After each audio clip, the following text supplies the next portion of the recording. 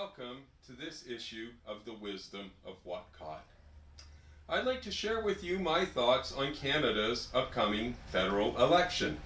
The NDP are polling ahead of the Conservatives, and while one can know for sure the chances are good that comes October 19th, Canadians will be embracing either a minority or majority NDP or Liberal government.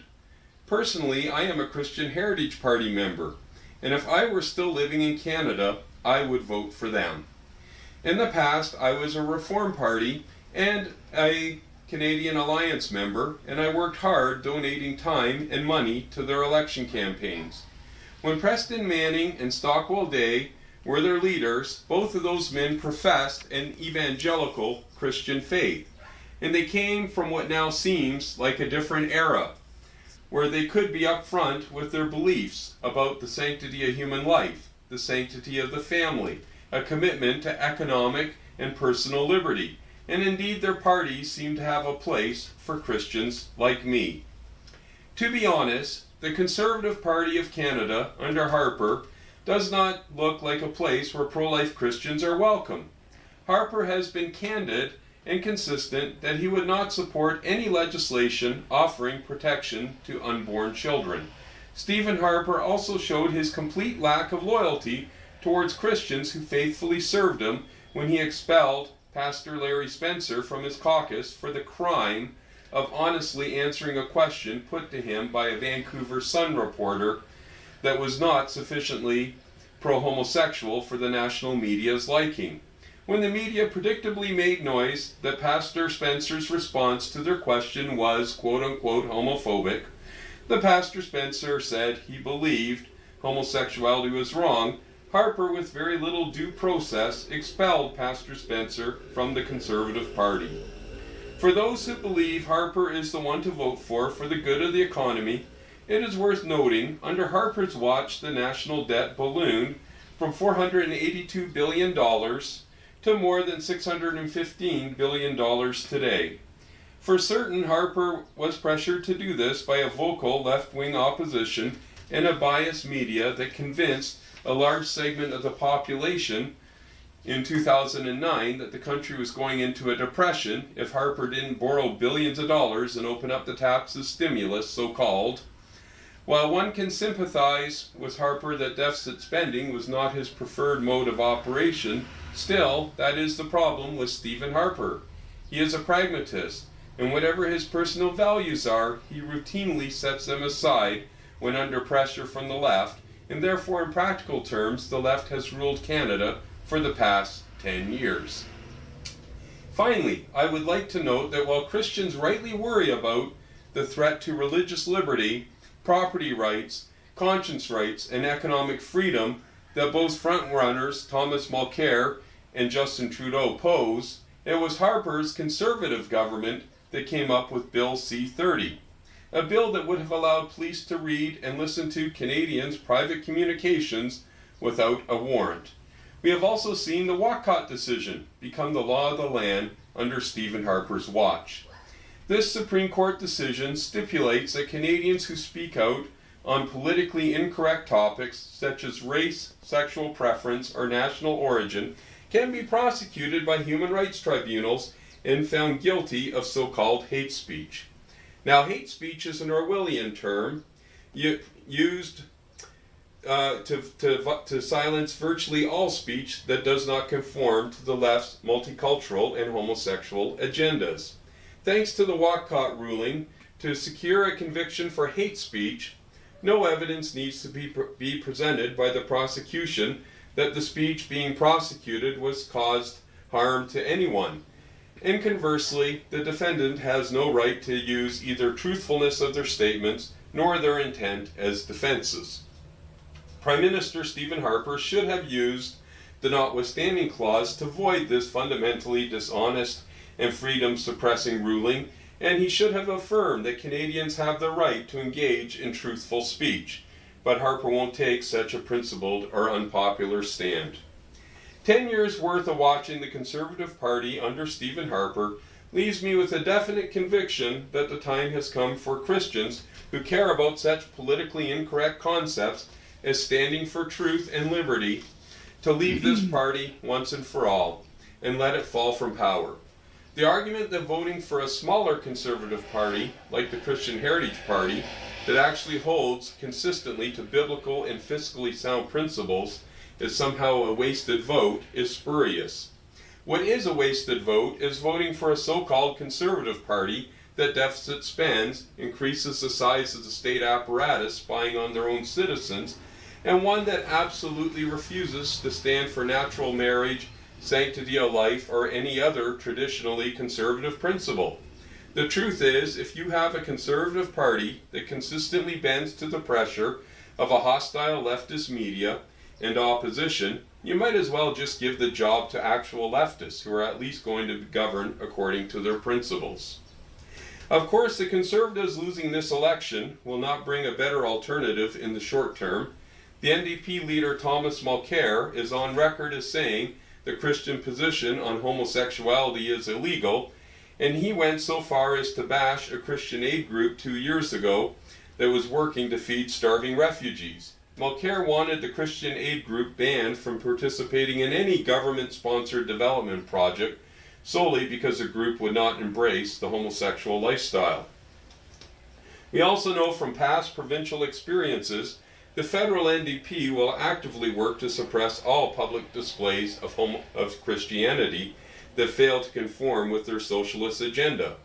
Bob Rae's Ontario NDP government pursued private citizens in the 1990s who belonged to Right to Life groups and hit them with lawsuits in an effort to financially ruin them and to prevent them from expressing their pro-life views on public sidewalks in front of abortion clinics.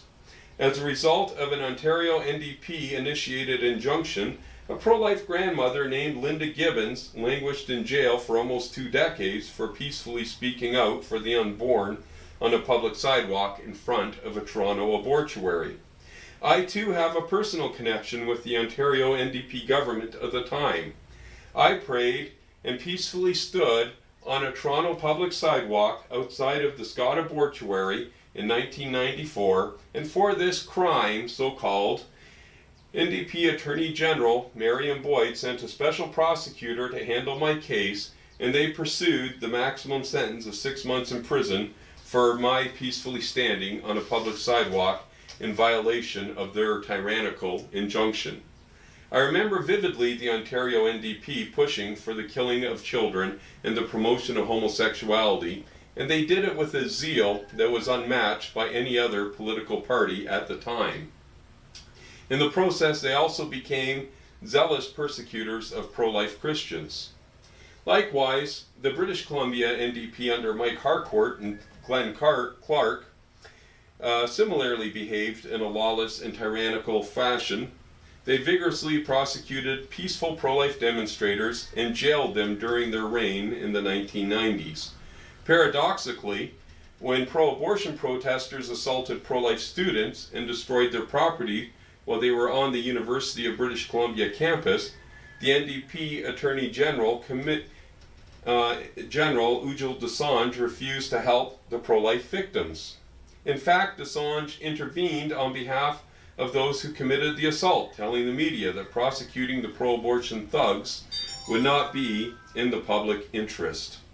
Also during Dosanjh's reign as NDP Attorney General, 2 retired pro-life nurses, Sissy Van Daan and Peggy Holland, suffered an assault that resulted in injuries and lost property when they attempted to attend a pro-abortion International Women's Day event that was open to the public. The 2 ladies were physically blocked by a group of feminists who recognized them. As the nurses tried to leave, the feminists surrounded them and punched and kicked them and knocked them over. Once again, NDP Attorney General Ujjal Dosanjh refused to prosecute the feminists, saying that prosecuting them for the assault they committed was not in the public interest. Basically, under the BC NDP government, tyranny was imposed on pro-life Christians, where peaceful protesters were punished with prison terms, while pro-abortion ideologues who engaged in violent behavior were protected from prosecution. Christians should expect similar behavior if Thomas Mulcair's NDP forms the next federal government. As for Liberal leader Justin Trudeau, we do have some insights into what kind of man he is and just what sort of leadership the Canadian Christian community can expect from him. The insights I gleaned on Justin Trudeau didn't come from the mainstream media, who have mostly been cheering for him, at least when they aren't cheering for Thomas Mulcair and the NDP. The reality is, Justin Trudeau is not exactly the smiling nice guy you see portrayed on your evening news each night. 2 years ago, Justin Trudeau stood up in Parliament and called Peter Kent, the Minister of Energy, and an accomplished man who is almost 30 years, Justin Trudeau's senior, a piece of shit. Now, of course, the media routinely feigns outrage and demands conservative politicians resign when they say much less. But for Justin Trudeau, using such vulgar language on a man old enough to be his father is but the most minor of an indiscretion. Not even worth a news story, really. Similarly, when Liberal Foreign Affairs Minister Bill Graham was found to be sexually abusing a 15-year-old male prostitute, Lawrence Metherell, in 2002, it was but a personal matter between Graham and his boy, according to Torstar's I magazine. Recently, I posted about Bill Graham and Lawrence Metherell on a news story related to this current election. And the comments lasted for about 5 minutes, and the National Post deleted them, even though it was all footnoted and the articles were provided that did cover this criminal offense. In the eyes of the national media, sexual abuse and using vulgar language on federal cabinet ministers is just no big deal, so long as your politics are left-leaning, pro-abortion, and of course so long as you do your obligatory march in the Toronto homosexual pride parade. And there's Justin Trudeau and Thomas Mulcair. They're both shaking hands at the Toronto homosexual pride parade. So that gives you an idea why the media likes these two guys. Trudeau has demonstrated he has little tolerance for people who are pro-life. In fact, in 2012, Justin Trudeau announced he was banning pro-life people from running for the Liberal Party of Canada. The reality is, from the point of view of pro-family Christians, Trudeau will not be substantially different from Thomas Mulcair. That's why they can shake each other's hand when they meet each other in the gay pride parade. Neither leader has any appreciation or tolerance for faith-based perspectives, nor do they have any appreciation for concepts such as the sanctity of human life and the God-ordained family structure. Both leaders believe in tax-funded abortion on demand and are chronic attendees at Canadian homosexual pride parades. In fact, both leaders attacked Stephen Harper for not attending the Montreal or Toronto homosexual pride parades. And really, why would Stephen Harper attend such a parade? They are really nothing more than celebrations of sodomy, polyamory, bondage and sadomasochism, and transvestitism.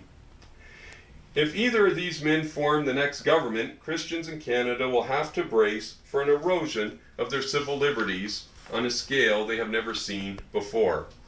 Canadian Christians have been fortunate, indeed I would say blessed up until now. Canada has been a beacon of prosperity, religious tolerance, and economic and personal freedom for more than half a century.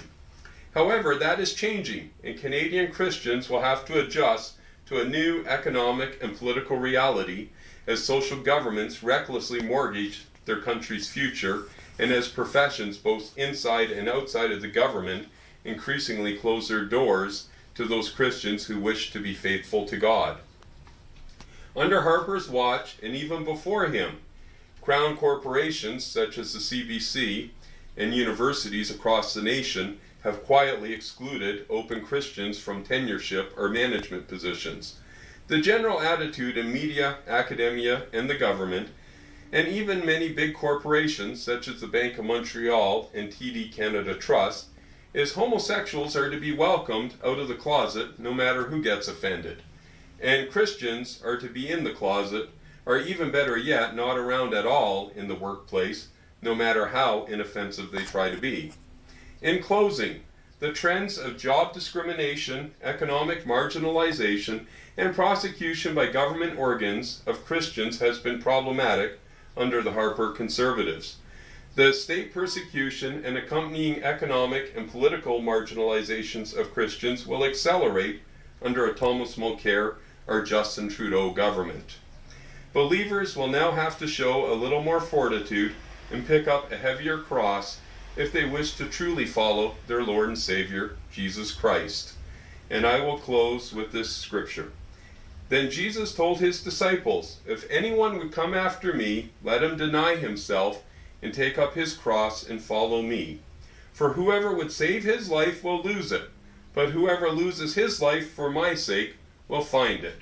Matthew 16:24 and 25. That's all, folks. Have a good day, and God bless you.